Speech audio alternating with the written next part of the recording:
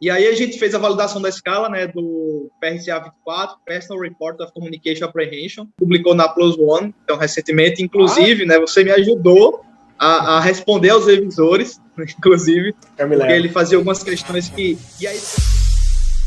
E aí, Bruno, certinho? Tudo jóia, meu velho. Prazer falar contigo, Diego. Agora sim, né? Além das Pessoalmente, mensagens. né? Estamos além das mensagens. Isso é o mais próximo que a gente consegue chegar, né, agora em tempos de pandemia. Com certeza, com certeza. Mas que bom também, né, que a gente consegue. Provavelmente isso não aconteceria nunca. Não, exato. Sem esse espaço virtual. Exato. Provavelmente não aconteceria. Tentando só melhorar aqui a imagem. Aí, sempre tem um lado positivo das coisas, né? Com certeza. Com certeza.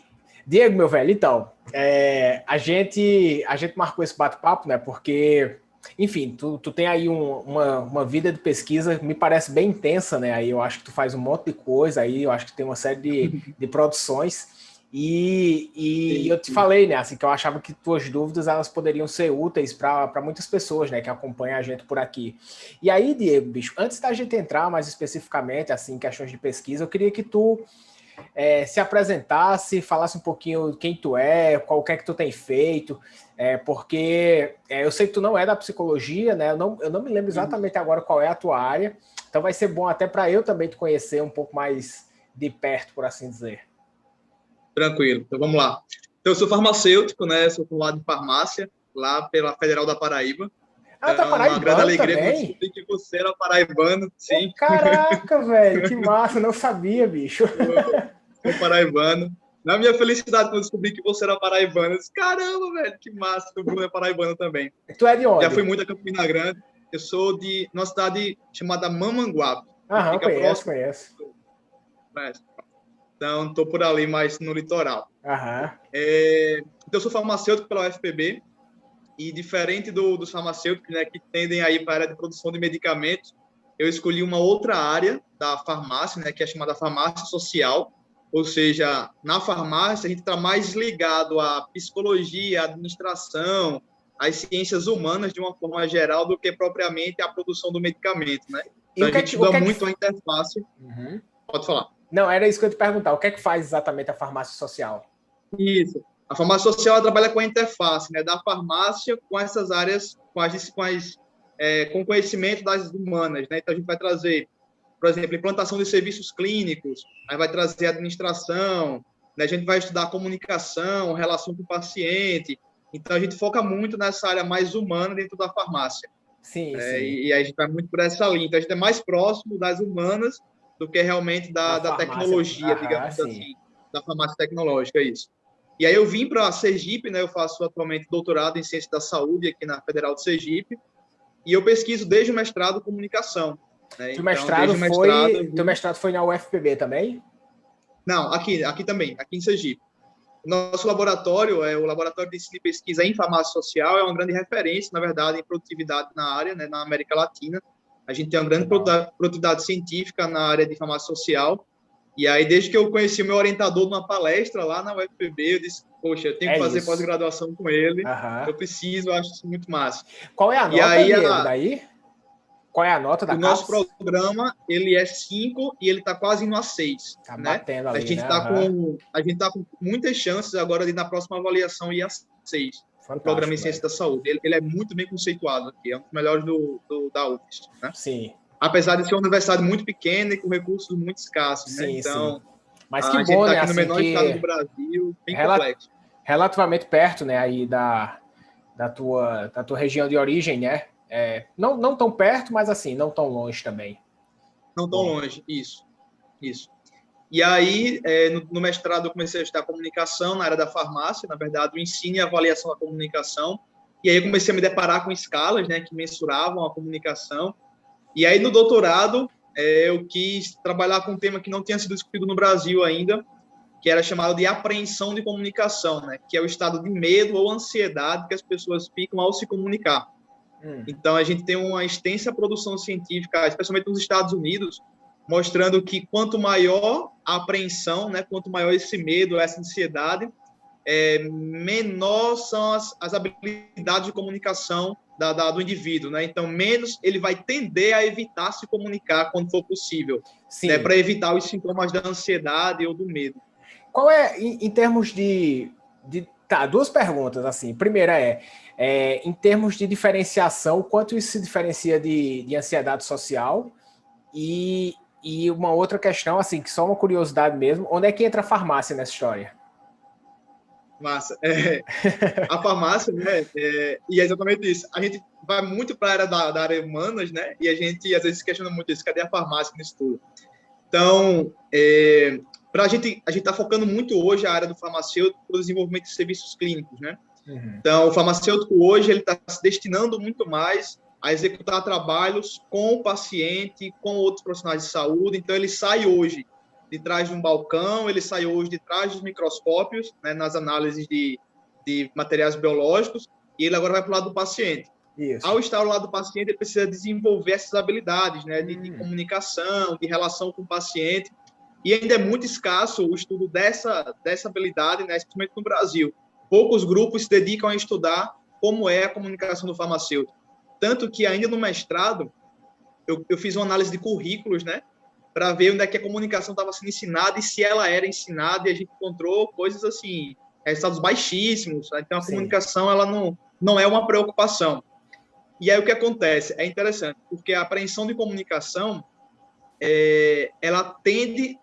Indivíduos com alta apreensão de comunicação acabam tendo um interesse maior pela farmácia, por entender que dentro da ciência da saúde ela é uma área que tem menos contato com o paciente. Sim.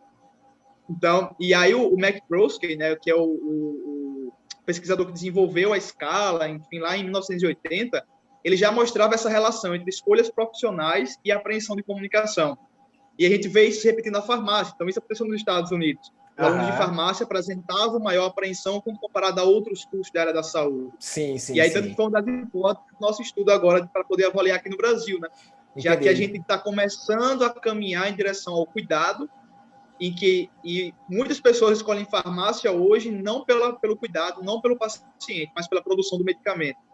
Eu vou produzir medicamentos, eu vou com a indústria, eu tenho pouco contato com pessoas. Né? Então, esse construto para a gente acabou sendo bem importante de se estudar. Em certa medida, isso acontece, em certa medida, assim, tem um certo paralelo com a psicologia, né, também, assim, muita gente, na verdade, escolhe a área das humanas, né, não porque você tem um interesse genuíno naquela temática, mas porque você quer evitar alguma série de disciplinas, né, por exemplo, tem pessoas que querem evitar a matemática a qualquer custo, então ela vai ver ali o que é que ela vai fazer, que vai fazer com que ela fuja disso, né, e na psicologia acontece, em certa medida, uma certa frustração, né? Porque as pessoas acham que elas vão, entre aspas, fugir o máximo possível da matemática, mas todo currículo de psicologia tem estatística, tem psicometria, tem pesquisa quant, então as pessoas não esperam isso, né? Mas bacana, velho, entendi, faz sentido total. No caso, quando vocês falam de apreensão de comunicação, do teu estudo, tu estuda isso no doutorado? Isso, doutorado. É o meu tema da tese, exatamente. E aí é voltado especificamente para farmacêuticos, a tua amostra? Não, a gente trabalhou com 4 cursos da área da saúde, né? A farmácia, a medicina, a enfermagem e a odontologia. Eu comecei a primeira etapa do estudo, eu fiz uma scope review, né? Então eu mapeei todas as publicações sobre o tema. E aí foi quando eu encontrei a escala mais utilizada, que é a que eu validei, foi quando eu encontrei que o estudo se dava basicamente na farmácia, pouco em outras áreas. O estudo ocorria majoritariamente nos Estados Unidos, pouco em outros países. Entendi. E aí a gente começou a encontrar essas lacunas, né? E tentar agora, no doutorado, trazer mais uma gotinha de conhecimento para esse construto, né? Sim. É bacana quando a gente pega uma temática assim que ainda não é tanto estudada, né? Porque aí tu tem um campo fértil aí para se desenvolver.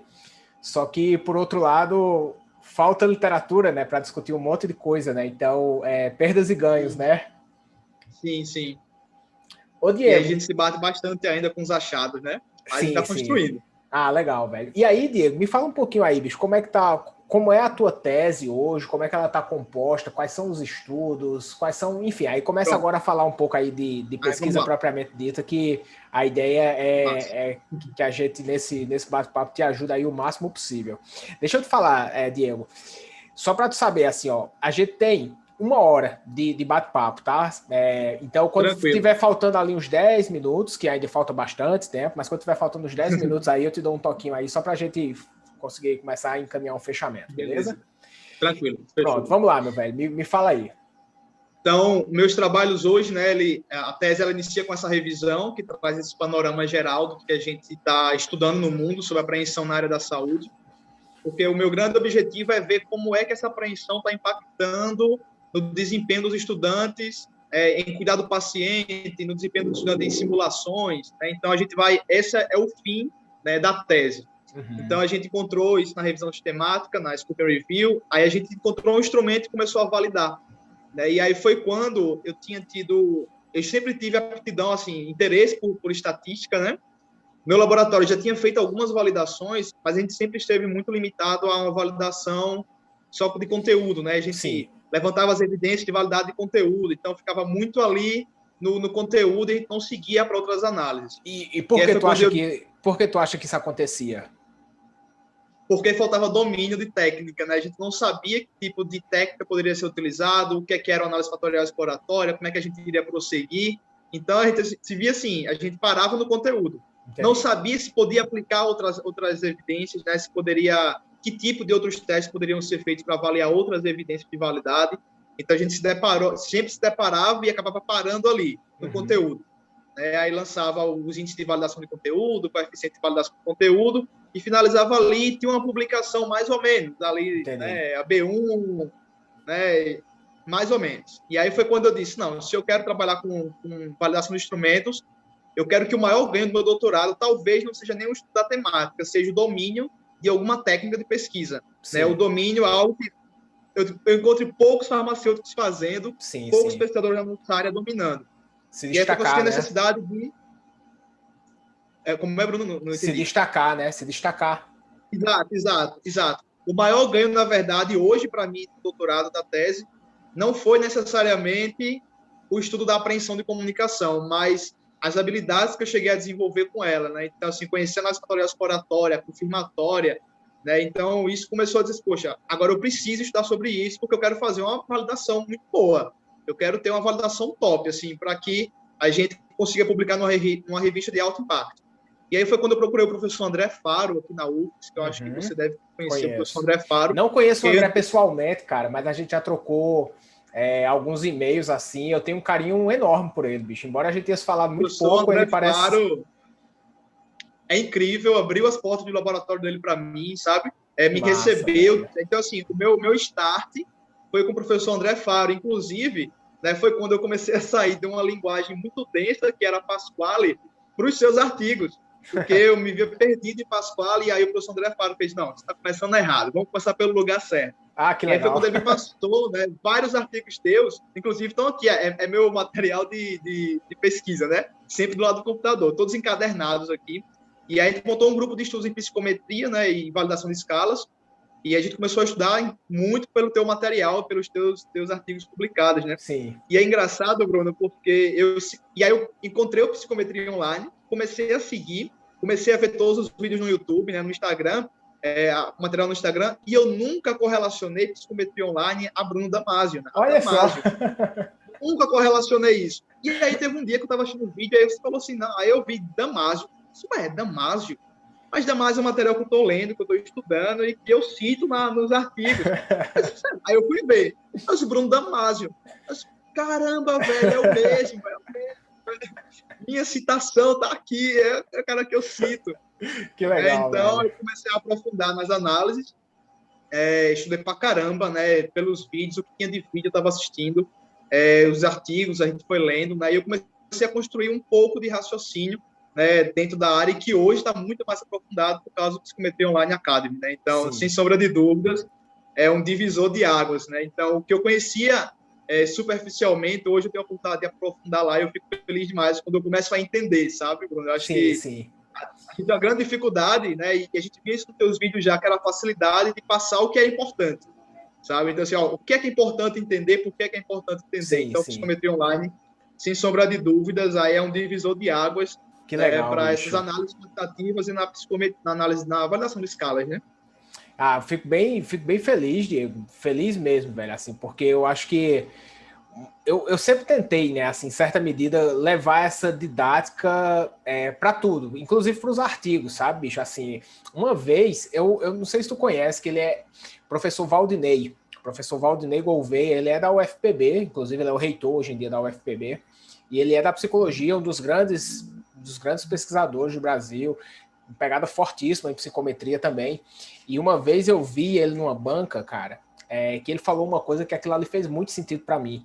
A menina estava arguindo lá e, né, utilizando uma série de termos sofisticadíssimos e tal, e ele parou e disse assim: minha filha, deixa eu lhe dizer um negócio, me explique isso como se você estivesse explicando para sua avó, porque tá difícil. Então, assim, pense que eu sou sua avó, me explique. Então, assim, aquilo ali para mim fez muito sentido, né? Porque, inclusive, a menina, né, com base nessa indicação, por assim dizer, dele, ela conseguiu explicar aquilo ali numa linguagem muito mais palpável, entende?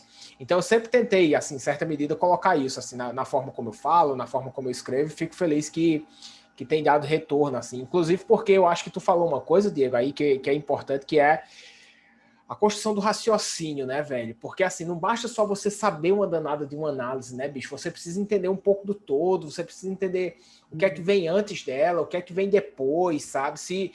Porque muitas vezes eu vejo as pessoas sabendo analisar, mas não sabendo olhar aquilo ali dentro de uma perspectiva mais macro, sabe? Então essa construção de raciocínio, ela é importante e ela não é muito trivial, bicho. E eu acho que quando tu percebeu isso, né, tipo assim, não, eu preciso entender o todo, eu preciso para ter segurança, né? O cara precisa ter segurança do que tá fazendo, né? Então, é bem legal, bicho, isso.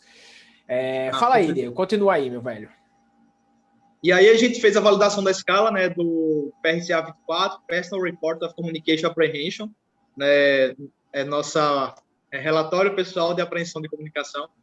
E estou na nossa versão brasileira, a gente publicou na Plus One, então recentemente, inclusive, né, você me ajudou a responder aos revisores, inclusive, porque ele fazia algumas questões que... E aí foi muito interessante, já quando a gente vai acumulando esse conhecimento, né, porque eles faziam umas questões, por que você não usou tal método? Poxa, mas eu usei um método melhor do que o que ele estava pedindo. Né? Então, assim, poxa, eu estou com uma análise muito mais aprofundada, muito mais robusta, e ele está me pedindo uma análise mais antiga. E tu aí vê, né, bicho? Olha que curioso, velho. Na PLOS ONE, né, velho? Uma das revistas mais consagradas do mundo. Sim.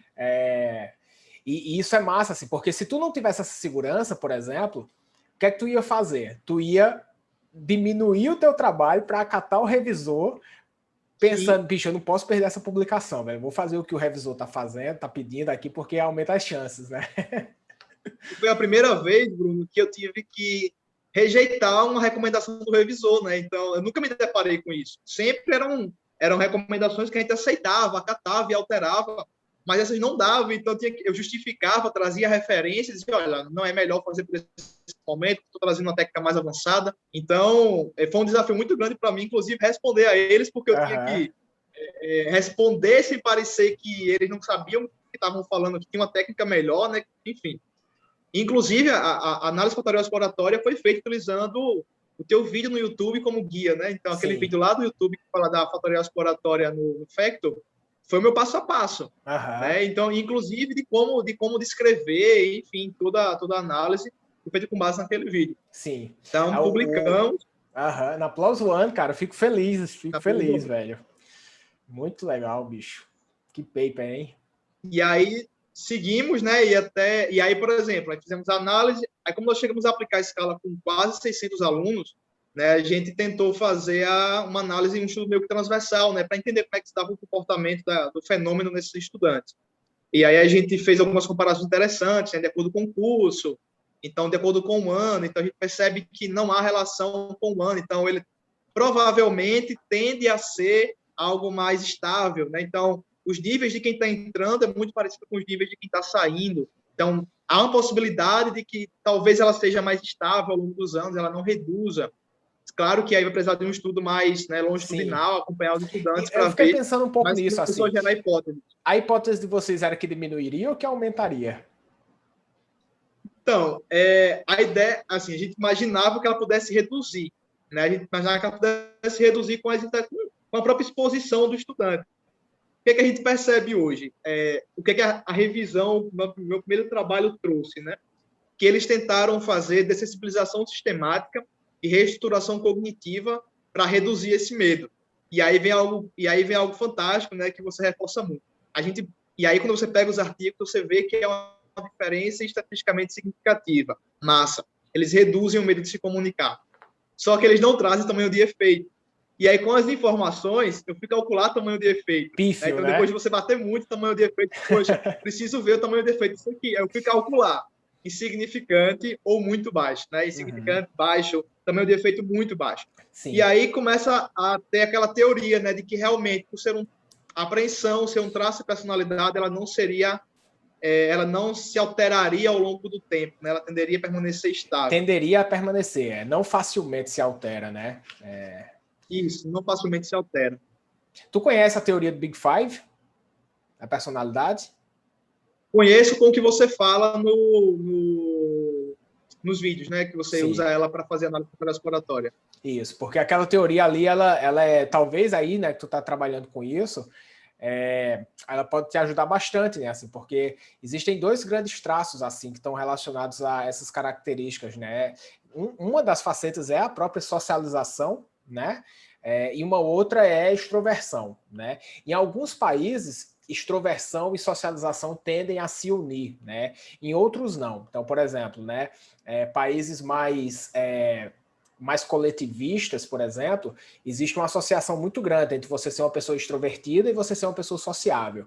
Alguns países mais individualistas, isso é um pouco diferente. Você pode ser extremamente extrovertido, não ser tão sociável assim, entendeu? Então, meio que assim, a extroversão ela é uma característica que aproxima as pessoas das outras. Pessoas mais extrovertidas, elas têm um pouco mais de facilidade de se relacionar. Mas a socialização é o que mantém esse vínculo estável ao longo do tempo, né? Então, uma característica facilita o approach e outra mantém, né? Mas vale a pena dar uma estudada nisso. Legal. E eu acho que, em certa medida, também, nessa questão da apreensão de comunicação, eu fiquei pensando o quanto isso pode ter um pouquinho de um tracinho aí também de ansiedade social, né? E aí tem uma faceta também, que é o próprio neuroticismo, que eventualmente pode explicar um pouquinho disso. Mas show de bola. A gente cogitou aplicar a escala de ansiedade social junto, né? Para tentar ver aquelas a relação com outras variáveis, né? Com outras escalas da apreensão. E aí a gente até pesquisei um pouco mais, né? Dos estudos anteriores de validação da escala. E eles nunca chegaram a utilizar com ansiedade, que os autores chegam a diferenciar, na verdade, né? Porque a pessoa pode ser sociável, mas, na verdade, somente ela fica nervosa quando ela vai falar. O que não quer dizer que ela não goste de estar no meio, entre pessoas, né? Então, estou aprofundando um pouco mais nessa leitura mais densa aí, dentro da psicologia, né? Sim. Porque depois, lá para as tantas, Diego, eu não sei se tu tem interesse, nem tempo, enfim, tu coleta, não sei se já começou, mas tu conseguiria fazer alguns bons estudos aí de discriminação de construtos também, sabe? Para ver se realmente se diferencia empiricamente, né? Porque teoricamente muita coisa, teoricamente as pessoas falam muita coisa, mas empiricamente às vezes não. Por exemplo, né? Vou dar um exemplo que não tem nada a ver com a tua área, mas só para tipo burnout e depressão, né? Burnout e depressão, eles são hoje entendidos teoricamente como duas psicopatologias distintas, mas empiricamente, cara, as coisas não se separam nem a pau, velho, nem a pau. Então tem aí uma linha aí, se tu quiser, depois a gente pode conversar melhor. Não, minha ideia é poder seguir, né, estudando essa apreensão. Por exemplo, os pesquisadores chegaram a ver a relação com timidez, porque eles precisavam separar esses dois construtos, né, a timidez e a apreensão de comunicação. Porque, realmente, quem tem alta apreensão tende a ser mais retraído, né, tende a evitar falar, tende a evitar esses espaços com muitas pessoas. Então, assim, a ideia, a gente começou com a escala agora e quer relacionar ela com vários outros conhecimentos. Muita coisa para fazer, né? E fica imaginando. Isso é o lado bom de você estar começando uma linha nova, cara. Isso é fantástico, velho. Que abre oportunidades, né? Se eu posso... Tem uma outra escala, né, que é bem famosa na área da saúde, que é atitudes para o aprendizado de habilidade de comunicação, né? O quanto que os alunos querem aprender a se comunicar. Né? Então, quanto que ele quer aprender a se comunicar? E aí eu tenho uma teoria, né, que o aluno que tem alta apreensão, ele não vai querer muito aprender a se comunicar, porque ele sabe que as metodologias são de exposição, né? Ele se expõe, ele precisa falar, ele precisa simular, ele precisa, enfim. Então, ele tende a não querer, ele tende a ter atitudes negativas para o aprendizado. Aí, um dos próximos trabalhos que a gente vai fazer é relacionar essas duas escalas, Sim. né? O quanto que a apreensão está influenciando nessas atitudes, porque já tem muita literatura mostrando que a atitude ela vai influenciar diretamente quanto que o aluno melhora o desempenho dele, né? Aqueles com melhores atitudes têm um desempenho melhor na disciplina quando comparado àqueles com menores atitudes. E aí começaram a surgir várias outras coisas, né? O professor André trouxe vários outros construtos para mim que eram novos, e eu fico imaginando você ficar assim e ver os construtos se relacionando um com o outro, é muito interessante. Quando eu comecei a fazer meu estágio de iniciação científica, lá no começo da graduação, e eu estava conversando com o meu orientador, né, o professor Joilson, na época, e o professor, a gente pode fazer isso, pode fazer aquilo, aí ele disse, o mosquitinho da pesquisa lhe picou, nunca mais você vai se curar. Bem por aí. Muito bom, muito bom. Aí, Diego, bicho, então, velho, aí me fala um pouquinho aí, velho, como é que estão, assim, quais são as tuas principais dificuldades hoje, como é que tá teu estudo, quais são os teus dilemas, enfim, né, como é que tu tá em que ano da tua tese, do teu doutorado? Então, existem duas teorias. Eu mudei de programa, né, eu comecei nas ciências farmacêuticas, eu passei um ano nas ciências farmacêuticas, no doutorado, só que não tinha bolsa, aí eu fiz uma nova seleção por ciência da saúde. Então, no meu psicológico, eu estou no meu último ano, no meu psicológico, né? Eu defendo em fevereiro. Mas, legalmente falando, eu estou no terceiro ano. Né? Eu tenho a oportunidade de defender até fevereiro de 2023. 23, exato, 23. 23, isso. Então, se eu quiser permanecer por um tempo aí produzindo mais, perfeito, então, tenho a oportunidade. Como é Bruno no vinho. Não, é entendeu? Isso. Entendi isso. Show de bola. Isso. E aí, tu tá com tudo, tá com tudo em andamento aí para terminar no ano que vem? Sim, a minha proposta é qualificar agora em maio, junho. Né? Eu já tenho o artigo da Plus One está aceito, está publicado já. A gente tem um artigo agora submetido numa outra revista da enfermagem, está em revisão. E eu submeti agora um transversal, né? Analisando short communication, na verdade, somei os dados em um short communication, analisando o fenômeno entre os estudantes, né, e lançando algumas hipóteses para um estudo mais prolongado. Nossa ideia era ter uma intervenção.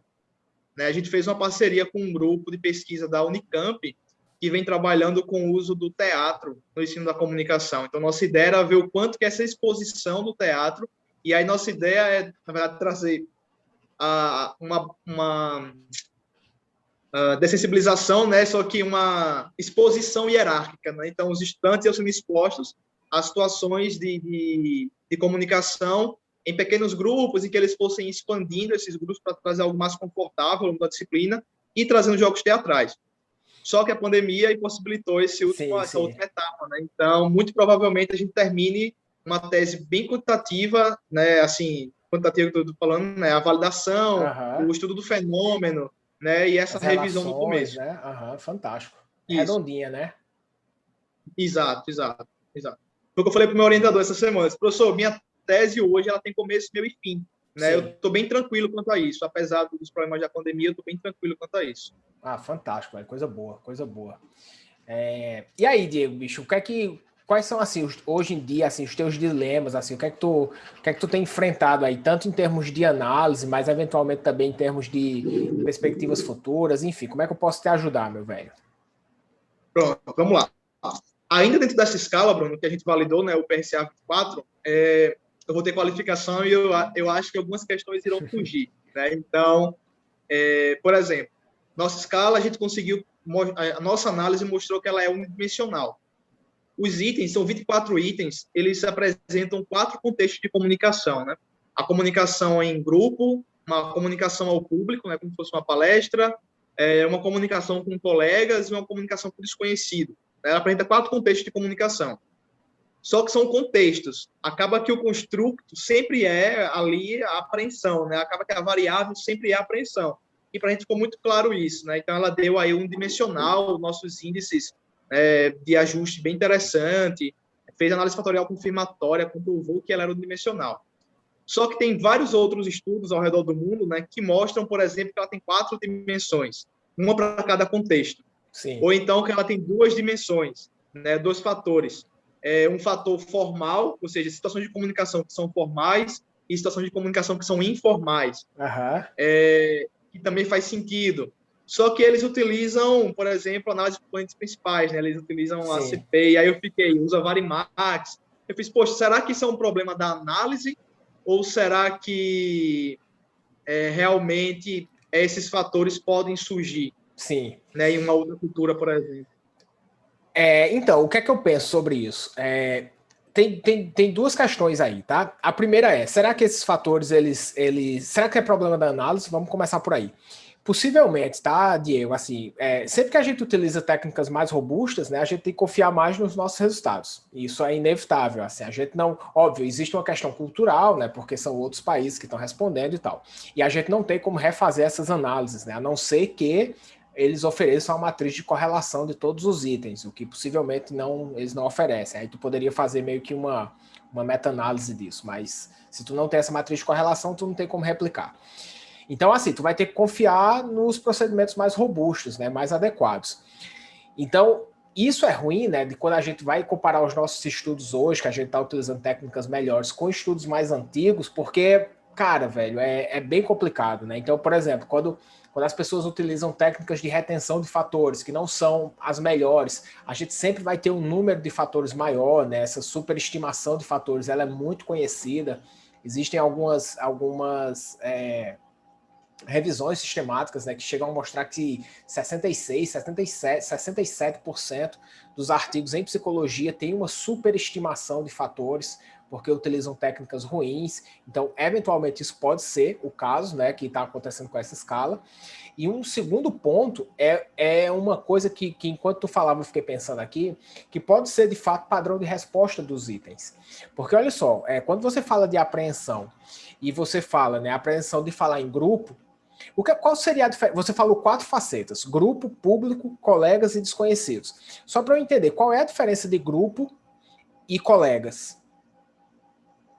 Pronto. Você tem... eu falei, na verdade, o nome errado do construto. Reunião e discussão em grupo. A reunião como uma situação mais formal, né? E a discussão em grupo como algo mais informal. Então não é colegas, é reunião e grupo. Reunião, isso, e discussão. Ele traz esses dois tópicos, né? Ele divide assim o contexto. Reunião e discussão em grupo. Que, na verdade, eu acredito que quando eu fiz, Bruno, pelo SPSS, se eu não me engano, ele juntou essas duas. Assim, ele deu mais de uma... Na verdade, o SPSS, ele deu mais de um fator, e eu acho que ele juntou esses dois fatores, discussão em grupo e reuniões. Entendi. Quando eu fiz a primeira vez para a SPSS. Curioso. Porque uma coisa que eu fiquei pensando aqui, que eventualmente esses fatores eles podem ser organizados por causa do padrão de resposta aos itens. Tipo assim, ó, se a gente for pensar em níveis de traço latente, aí tu vai tentar entender um pouquinho da lógica do TRI, tá? Se tu vai pensar um pouco nesses itens, assim, em termos de dificuldade do item, ou seja, né? Dificuldade aqui é a quantidade de traço latente que a pessoa vai ter para poder endossar essas categorias. Você precisa, né, de mais traço latente, ou seja, né, você precisa ter você precisa ter uma dificuldade maior medo de falar em público, maior apreensão para falar com pessoas às quais você já tem uma certa proximidade, do que de falar em desconhecidos ou falar em reunião de trabalho. Tipo assim, por exemplo, o que é que eu estou querendo te dizer com isso? Em certa medida, todo mundo tem uma certa apreensão de falar em público com desconhecidos, né? Então você precisa de menos traço latente para concordar com esses itens. Agora, quando você está em contextos no qual você já está inserido, se você continua marcando alto nesses itens, é porque o seu nível de apreensão é maior. Então, existem blocos, me parece que essa escala tem blocos de dificuldades de itens, entendeu? Uma pessoa que tem muita apreensão, ela vai marcar que tem, né, dificuldade em todos os itens. Mas uma pessoa que tem pouca apreensão, ela talvez só vai marcar que tem maior apreensão nos contextos mais desconhecidos ou mais desafiadores. Então pode ser que seria interessante eventualmente tu fazer uma análise de dificuldade desses itens para tu tentar entender se eles têm uma separação assim, entendeu? Porque muitas vezes essa estrutura de fatores, como ela é baseada no padrão de resposta, os fatores com itens muito diferentes, com dificuldades muito diferentes, eventualmente elas separam fatores, entendeu? Não porque o construto não porque exatamente o construto ele é subdividido em dois fenômenos, mas porque talvez a tua amostra, por exemplo, se tu tem amostra só com pouca apreensão, ela vai marcar com um padrão muito diferente do que se tu tiver uma amostra com muita apreensão, entendeu? Então, eventualmente, tu tem aí uma questão de dificuldade de itens que, a depender do país, ou enfim, tu possa ter essa separação de fatores, entendeu? Eu não sei se esses estudos lá fora, eles têm, como é que eu posso dizer, se eles têm uma amostra tão variada como a tua, como é que é isso? O melhor estudo que tem, na verdade, o maior número de pessoas, ele indica que ela é unifatorial. Ele diz que ela só tem um fator. O maior número de pessoas diz que tem que é o que eu utilizo, na verdade, para também justificar. Para justificar, né? Esses outros eu trago mais, esses outros que surgem são menores, são amostras bem pequenas, na verdade, não são amostras muito grandes. Entendi. Então eu acho que então me parece que tu tem aí possível duas fontes de problema, né? Uma, técnicas, né, que não são tão robustas, outro problema talvez aí um ruído amostral, né, amostras que não são muito fortes, né? Mas isso assim, Diego, só para tu ficar na cabeça, às vezes dificuldade de itens, né, itens que têm blocos de dificuldades muito diferentes, vão fazer com que esses fatores eles possam se separar. Não porque o fenômeno tem de fato dois componentes, mas simplesmente o padrão de resposta. Isso acontece, por exemplo, também que é o que a gente chama de um artefato metodológico, né? Escalas que têm itens positivos e itens negativos. Muitas vezes esses itens eles se separam, não porque o fenômeno é 2, mas é porque o padrão de resposta leva a isso. Uhum. E aí, cara, eu fiquei pensando até que, por exemplo, como tu tem essa confusão na literatura, eu não sei se lá para frente tu não poderia se beneficiar de fazer, não exatamente assim agora para esse teu estudo, mas testar modelos concorrentes, assim, eventualmente fazer um modelo bifactor, sabe? Colocando 4 fatores individuais competindo com uma outra faceta que explica também os mesmos itens. Eu não sei se tu não conseguiria se beneficiar disso, sabe? Para trazer ainda mais evidências aí para essa escala. Mais evidências, né? Não, eu acho que, como a gente vai continuar aplicando ela, né? A gente tem outros alunos que estão com interesse. Vamos fazer TCC. Vamos fazer TCC, vamos aplicar uma escala em vários lugares do Brasil. A gente tem um trabalho hoje que a gente vai desenvolver lá em Minas Gerais, né? Então vai ser aplicado com o estudante de área da saúde lá. Então, assim, vai começar a montar um banco de dados maior, né? E com a aplicação, eu acho que isso pode também dar mais força para fazer essas análises, né? Exatamente. E aí tu tinha me dito que tu vai qualificar e que algumas coisas vão talvez fujam, né? Fala mais um pouquinho sobre isso. Isso. Então, essa eu acho que pode ser uma das perguntas, né, da banca. A gente vai tentar trazer um professor da psicometria também para poder ajudar na discussão, né? Um outro, Bruno, é que, por exemplo, sempre que essa escala é aplicada, né, a gente vê em outras culturas, há uma diferença estatisticamente significativa, embora o tamanho do efeito não seja tão alto, entre homens e mulheres, né? Então, geralmente, mulheres apresentam maiores índices de apreensão de comunicação quando comparado ao homem. Menores. E aí existem mulheres ficam mais nervosas que os homens. Sério? E a gente encontrou isso aqui também, né? Tanto que a gente chegou a fazer o teste, fez um teste T, comparou tal, e aí viu que era maior das mulheres, era maior, elas tendem a ficar mais ansiosas e nervosas. Só que aí veio uma questão, né? O quanto que realmente há uma diferença, né, entre os grupos, ou se o problema está na resposta. Será que a escala funciona da mesma forma para os dois grupos, né? E aí veria a necessidade de fazer a análise fatorial confirmatória multigrupo, né? Acho que é essa. Isso, exatamente. Que a gente vai comparar os dois grupos, né? E ver se o padrão de respostas ele é invariável, é isso? Isso, exato. Lá na Psicometria Online Academy, a gente tem um módulo já pronto lá sobre isso. Eu não sei se tu chegou a ver, se tu já assistiu as aulas lá. Show de bola. Ainda não, tô chegando. Pronto, beleza. Então, quando chegar, já vai estar tudo lá para ti. Que é justamente isso, sabe assim, ó. Todas as vezes que a gente, a rigor, isso é quase impossível de ser implementado com todo o rigor que a ciência pede. Mas, a princípio, toda comparação de grupo que tu vai fazer, tu precisaria demonstrar que a escala funciona de forma equivalente para os diferentes grupos, né? Porque se tu tem alguns itens que têm viés de resposta para homem ou para mulher, isso vai fazer com que depois os scores dessas pessoas não sejam uma diferença real no nível do traço latente, né? Mas sim há um viés de resposta. Então, sim, seria extremamente interessante que tu fizesse uma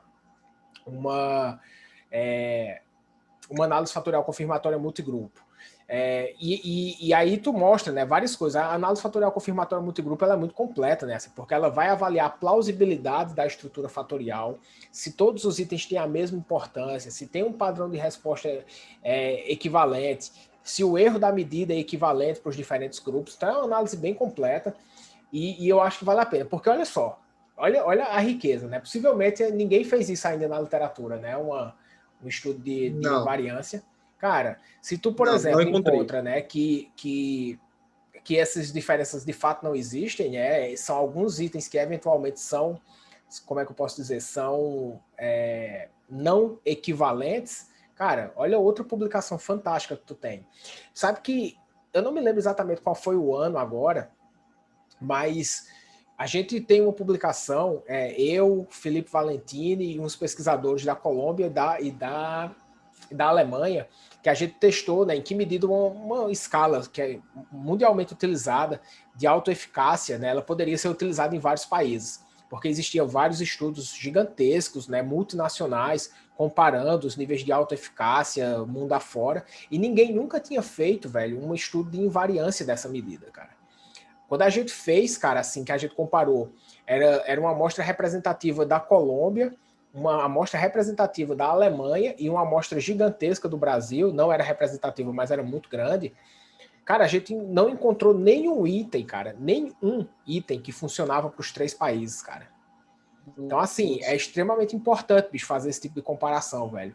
Porque é produção de conhecimento, né, velho? Pô, por exemplo, aí vocês encontram, né, que mulheres e homens têm diferenças, aí tem pesquisadores que já vão pensar em intervenção, tem pesquisadores que já vão pensar em propor uma teoria do porquê mulheres são mais não sei o quê. Cara, velho, quando às vezes o efeito é pífio, tu entendeu? Ou até mesmo ele nem existe, sabe? É problema da medida. Então, assim, velho, tem muitas vezes assim que as pessoas dizem assim, Bruno, será que vale a pena fazer porque ninguém fez? Ou será que eu devo replicar uma análise que o outro pesquisador fez, mesmo sabendo que não é mais correta? Cara, a resposta é não, sabe, bicho? Se alguém não fez uma coisa que deveria ter feito, excelente, velho, um excelente campo para você, cara. Então, vai seguindo aí, Diego, quando tu chegar lá, o módulo de confirmatória multigrupo tá redondinho lá para ti, bicho. Ô, Bruno, no caso, eu não conseguiria utilizar essa amostra para fazer essa multigrupo. Foi por conveniência, uma única universidade, não teria algum problema. Tem as limitações, mas conseguiria fazer essa multigrupo? Com limitações, né, velho? Com limitações. Eu acho que a gente tem que estar bem ciente, assim, né, das dificuldades que é fazer ciência, né, que é fazer pesquisa, né? Então, assim, não dá para a gente não fazer uma análise só porque a nossa amostra não é perfeita, sabe? A gente tem que fazer o melhor com aquilo que a gente tem em mãos. Então, não vejo problema nenhum, entendeu? Óbvio que mais para frente tu vai continuar coletando dados. Imagina que tu segue estudando essa temática por alguns anos, né? Daqui a 2, 3 anos tu vai ter uma amostra muito maior. Mas e aí, cara? Tu vai deixar para investigar esse fenômeno só em 2024? Não faz muito sentido, entendeu? Então faz o melhor com o que tu tem em mãos. Perfeito, perfeito. Mais um ponto aqui. Estamos quase chegando aos 15 minutos finais. Bruno, quando essa escala foi desenvolvida, ele estabeleceu pontos de corte, né, para baixo, moderado e alto nível de apreensão, né? Só que ele estabeleceu com base nos desvios padrões, né? Ele pegou o desvio padrão e estabeleceu um ponto de corte para cima, alta apreensão, para baixo, baixa apreensão. Se eu não estou enganado, a gente fez também uma categorização dessa, utilizando percentis, né? Mas eu não sei o quanto, e aí quando eu comecei a ver lá no Psicometria Online Academy, né? Falando sobre curva ROC e tal, e eu fiquei me questionando se isso não estava sendo arbitrário tanto quanto talvez o desvio padrão, né? Sim. A pergunta é essa. Entendi. Isso é uma questão que muita gente tem, assim, cara. Como é que eu categorizo, né, os scores da minha variável latente? E aí, assim, eu vou te dar uma prática, eu vou te falar uma prática, né, que é possível fazer isso, mas que ela não é 100% a correta, e depois eu vou te falar de como testar isso cientificamente correto, tá? Bem, a primeira coisa, cara, assim, é que qualquer método, qualquer técnica que tu escolha essa separação, por exemplo, eu vou fazer com desvio padrão, né? Um desvio padrão acima da média, um desvio padrão abaixo, né? E mais ou menos um ali no meio. Isso as pessoas fazem assim com a ideia do que, tipo, pô, eu vou conseguir separar extremos, né? Aí vai ter uma parte bem maior que vai ficar ali no meio e tal, mas eu consigo separar extremos. O problema dessa separação, dessa categorização, é porque tu perde informação. Toda categorização tu perde informação. Em que sentido? Vão ter aquelas pessoas que vão estar ali na margem, né? Tipo assim, por exemplo, vamos lá. Imagina que o teu meio é de 35 a 50. Tá? E o teu último score é a partir de 51. Cara, uma pessoa que tá 49, ela tá muito mais perto de quem tá em 51 do que quem tá em 35, tu entende? Então, assim, essa divisão, ela sempre teoricamente é problemática. E isso vai acontecer independente da forma como tu escolhe esse ponto de corte. Tem gente que trabalha com mediana, né? Abaixo da mediana, acima da mediana. Tem gente que trabalha com percentis, né? Na lógica do que, eu vou separar mais aqui, porque aí eu tendo a não ser tão rigoroso, né? Em criar médio, baixo, médio e alto. Então, se eu separar em mais categorias, esse meu erro ele tende a ser um pouco menos problemático, né?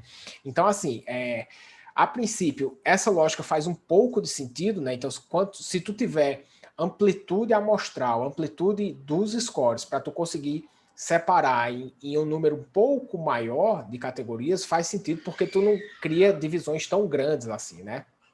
Só que tem um outro problema que aí, Diego, é um problema mais, como é que eu posso dizer, mais correto cientificamente, tá? É que existem dois tipos de variáveis latentes, tá? Uma que é o que a gente chama de variáveis categóricas e outras que são variáveis dimensionais, tá? A princípio, nem toda variável ela poderia ser cortada, nem toda variável ela poderia ser cortada, tu entendeu? Então, assim, existem técnicas específicas para tu testar se a tua variável ela é categórica ou dimensional. O nome dessa análise é análise taxométrica, tá? Análise taxométrica. Anote isso aí, tá? Análise taxométrica ela vai dizer se o construto ele é melhor concebido de forma categórica ou dimensional. Vou te dar um exemplo, tá? A análise taxométrica ela foi muito utilizada nos estudos sobre psicopatia. Existem algumas características que são específicas, únicas e exclusivas de alguém que é psicopata. Tipo assim, o que é melhor eu dizer? Que algumas pessoas ou são psicopatas ou não são psicopatas, ou eu posso dizer que todo mundo, em certa medida, tem algum nível de frieza, algum nível de como é que eu posso dizer, de insensibilidade, e quando esses níveis são crescentes, a pessoa vai sendo mais psicopata, entende? Então, assim, os estudos eles vão, e isso acontece para vários fenômenos, né? Assim, algumas coisas elas são categóricas, por exemplo, né? Esquizofrenia é categórico, ou você tem a doença ou você não tem. Mas isso não é a mesma coisa para ansiedade. Ansiedade, existem diferentes níveis de ansiedade. Então, assim, em relação a esse ponto de corte, eu acho que sim, tu pode fazer uma análise taxométrica, seria bacana tu aprender isso. Segunda coisa, tu pode tentar, né? Se tu, tipo assim, eu entendo que isso é importante, mas assim, não dá para fazer agora, eu vou fazer uma coisa um pouquinho menos robusta. Tu pode fazer isso criando, né, alguns desses pontos de corte um pouquinho mais, um pouco mais de pontos de corte para criar 3 grupos assim tão, né, meio problemático isso. Ou eventualmente tu pode ter um critério externo e aí isso também funcionaria, né, um critério externo para que tu soubesse, né, o que é baixo, médio e alto. Aí tu poderia ter, por exemplo, algum tipo de avaliação externa, algum tipo de critério de prejuízo social, né? Enfim, mas isso também não é muito simples, né? Porque esse critério externo, para ele funcionar, ele precisaria ser um critério muito bom, né? Um critério que a gente chama de padrão ouro, né? Que é o que a gente fala lá na curva ROC. E eu não sei se tu tem isso. Agora, deixa eu te falar. Não. Muitas vezes as pessoas querem criar pontos de corte para os instrumentos, mas eu não sei se na maioria das vezes as pessoas não têm necessidade disso, entendeu? Qual seria o objetivo de criar esses pontos de corte, essa separação? A escala, ela sempre veio classificando, né? Então, o indivíduo como, você tem alta apreensão. Então, assim, quando eu tenho indivíduos com alta apreensão, eu consigo talvez destinar eles para uma intervenção diferente. Por exemplo, quem tem baixa apreensão precisaria passar mais 50 minutos em sala de aula fazendo algum tipo de intervenção, sabe? Então, eu consigo retirar essas pessoas. Então, acaba que, desde que a escala foi construída, classifica-se o indivíduo em baixa apreensão, moderada ou alta, né? Até porque aí vai entrar uma questão de apreensão de comunicação, traço e estado, né? Então, a gente também vai entrar dentro dessa lógica, né? Então, sim, às vezes você vai ter uma apreensão de comunicação para uma situação específica, né? Dar uma palestra, mas você não entende ela como sendo traço, né? Ela é sim. situacional. Então, acaba que acabou sendo importante para esses pesquisadores categorizar. E aí quando eu peguei esses trabalhos, eu fui na onda, né? Vamos também categorizar aqui para tentar ver como é que a gente pode, inclusive para entender o percentual, se acontece muito na área da farmácia. Então, por exemplo, com a categoria que a gente criou, o que a gente viu? Que 1 a cada 4 estudantes teria alta apreensão, utilizando o nosso padrão aqui, né? Então, sim, 1 a cada 4 teria alta apreensão. Por exemplo, aí na medicina, a gente já vê 1 a cada 5 estudantes tem alta apreensão. Então, já sim, é menor, né, a incidência lá. Então, e aí a gente começou a discutir muito nessa lógica, né? Era importante para a gente conhecer. É curioso, porque olha só, tu me falou assim, ó, 1 em cada 4 na farmácia e 1 em cada 5 na medicina, né? Tipo, isso em termos de, por exemplo, né? Vamos pensar numa perspectiva um pouco mais macro. Imagina que vocês vão fazer uma intervenção, né? Então, imagina que daqui a pouco tu encontra aqui 1 a cada 3. Pô, aí já sai de 25% ou de 20% para 33%. Sim. É uma diferença, sim, brutal. Mas, eventualmente, cara, a diferença em termos de média desses grupos, o tamanho de efeito pode continuar baixo, entende? Sim, então, sim. Por isso que esses... Que foi, na verdade, o que eu acabei encontrando, Bruno. Eu vi essas diferenças, esses percentuais, e aí eu comparei os 4 cursos, né? A gente fez uma nova, aí fez o pós-teste depois. Quando fez o pós-teste, que fez o tamanho de efeito, a diferença existiu entre medicina e farmácia. Existiu diferença entre medicina e farmácia. Enfermagem e odonto não mostrou diferença entre nenhum grupo, né? Então, a diferença existiu entre farmácia e medicina, mas o tamanho de efeito baixo. Sim. Né? Então, a gente até ficou pensando quanto que vale a pena, na verdade, a gente está discutindo essa diferença. E aí, olha, né, só, eu acho que vale a pena pelo menos para uma coisa, para um aprendizado. Olha só como essas categorizações elas podem ser prejudiciais, bicho, para a compreensão do fenômeno. Tem que ter muito cuidado com isso, velho. Tem que ter muito cuidado com isso. Depois dá uma estudada em análise taxométrica, tá? Diego, bicho, deixa eu te falar. Eu acabei de ver, velho, que, caraca, bicho, faltam 5 minutos pra gente precisar terminar esse bate-papo aqui, velho. Quero fazer um segundo round aí contigo. Mas me diz uma coisa, bicho, tem mais algum ponto assim, Diego, que tu acha urgente aí que a gente converse rapidinho?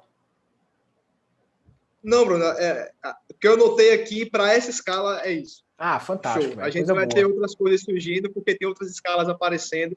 E aí, por exemplo, eu só conseguia visualizar, por exemplo, a análise fatorial para escalas em que eu tivesse uma resposta ordinal, por exemplo, ou numérica, né? Sim. Eu não conseguia imaginar isso para uma resposta de certo ou errado.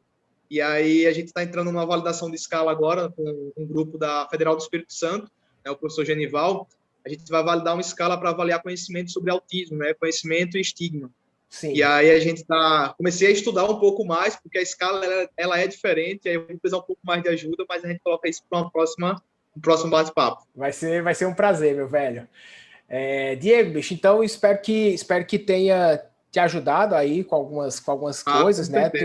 Te falei alguns temas aí importantes aí para dar um estudado, para ir um pouco mais a fundo, mas essa é a ideia, né? Toda vez que a gente tenta tirar uma dúvida, aparecem mais 4 ou 5 informações novas e o conhecimento nunca para, né? Diego, Perfeito, velho, então Bruno. foi um prazer, cara, bater esse papo contigo, fantástico.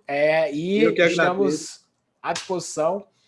Muito obrigado pela confiança, cara. Tá lá no Psicometria Online Academy. É um prazer enorme estar aí contribuindo com vocês. Não, estamos nos eternos. Eternos. Só vai, meu velho. Muita não coisa ia perder ainda essa oportunidade.